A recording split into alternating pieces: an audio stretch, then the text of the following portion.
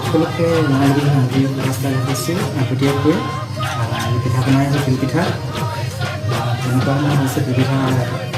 চাওকচোন আপোনালোকে বনাব জানিছোঁ নাজানিছোঁ কমেণ্ট কৰিব এটা কমেণ্ট কৰি মোক জনাব পিঠা বনাবলৈ জানিছোঁ নাজানিছোঁ বিহু পালেহিয়ে আপোনালোকে পিঠা বনাবলৈ নাজানো ঘৰত